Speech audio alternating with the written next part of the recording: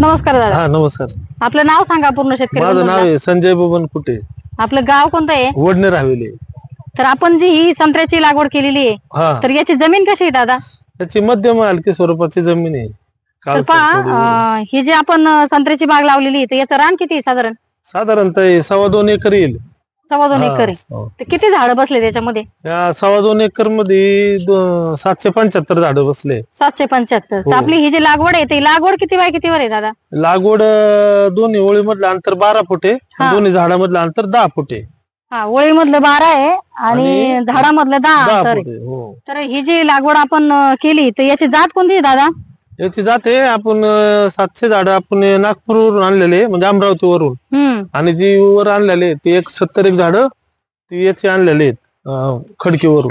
हो, आपले लोकल. तर लोकल झाडांचं तुम्हाला कसं वाटतो बहार आणि नागपुरी संत्र्याचा कसं वाटतो? नागपुरी मध्ये जास्त फरक आहे. ती एकदम हाईटला ती 5-7 फुटापर्यंतच आहे. तिचं आता हे झाड पहा आहे 3 वर म्हणजे 36 महिन्याचं आहे. 36-37 महिन्याचं झाड आहे. बर बर बर. 11 सप्टेंबर 2024 ला लागवड केली होती. हा, मग 2024 मध्ये 22 ला लागवड केली आहे. तर पहा यांचा मृग बहार दादांचा किती छान आलाय सगळ्यांनी शेतकरी बंधूंनी पहा.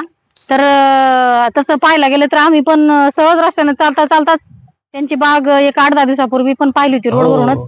आणि आज दादा शेतामध्ये दिसल्यावरती अचानक आम्ही थांबलो आणि दादांना म्हणलं थोडीशी माहिती विचारू म्हणजे बाकी शेतकरी बंधूंना त्याचा थोडासा फायदा होईल. हा मूळ उद्देश आहे की शेतकऱ्यांपर्यंत खरी रिअल माहिती जावी, हा व्हिडिओ बनवण्याचा मुख्य उद्देश आहे. तर दादा पहा आपल्या बागेला आता सध्या मला थोडासा जरा लाल कोळी दिसतोय. तर आपण बायो 303 आणि नीमची फवारणी याच्यामध्ये आता घेणार आहोत. बायो 303 नीम आणि M45. आणि सध्या थोडस पावसाचं वातावरण असल्यामुळं एक स्टिकर त्याच्यामध्ये आपण टाकणार आहे. तर आपल्याला पाणी किती लागतं फवारायला? साधारणतः 200 आणि वरच्या बागेला 200 लागतं, खालच्या बागेला 200 लिटर. म्हणजे 400 लिटर पाणी त्यांना पूर्ण फवारणीसाठी लागत आहे. आणि इथून पुढे तुमचं काय नियोजन आहे? तुम्ही कुणाच्या माध्यमातून ही बाग आणणार आहे तर कसं नियोजन आहे तुमचं ते थोडस सांगा. आता तुमच्या माध्यमातूनच करू असं ठरलंय. आता चाललंय म्हणलं आता बघू पुढचे फवारणी काय घ्यायचे ते. आणि बर चालेल दादा. तर हे जे तुमचे फळं आहेत एकदम उत्कृष्ट क्वालिटीचे आपण तुम्हाला आणून देऊ आणि उत्कृष्ट फळं असले की मार्केटही चांगलं छान मिळेल. तर झाडाची थोडीशी साल आपल्याला सैल करण्यासाठी याला कॅल्शियम, बोरॉन जे काही अन्न घटक आहेत ते आपल्याला देणं गरजेचं आहे. तर भेसळ मध्ये तुम्ही टाकताना आपली चर्चा अशी झाली की तुम्ही फक्त 10-26 आणि निंबोळी आणि शेणखत टाकलं होतं. शेणखत तर बेस्टच आहे शेतीला, त्याला पर्याय नाही वेगळा असा नाही का? शेणखताला कोणताही ऑप्शन नाही. शेणखतच आहे तर ते तर बेस्टच आहे. पण तुम्ही ह्या झाडाला थोडस मायक्रोन्यूट्रिएंट आता ठिबक नव्हतं केलेलं ना, मग ते पहिले पाटाने आम्ही पाणी सोडायचो. मग आता ठिबक करून घेतलं कारण याच्यासाठी आपल्याला ठिबकच लागणार. ठिबक लागणार आहे. तर हे जे ठिबक आहे आपला एकरी किती खर्च झाला दादा त्याचा? आता याचे एकरी 75,000 रुपये एकरी. म्हणजे तुम्ही जैनचं घेतलंय का? हो, जैनचं घेतलंय सगळं. पहा दादांनी एकदम बेस्ट क्वालिटीचं जैनचं ठिबक घेतलेलं आहे. तर त्यांचं एकरी 75,000 खर्च झालाय. तर तुम्ही अनुदानामध्ये वगैरे टाकले का? फाईल वगैरे केली? टाकायचंय आता.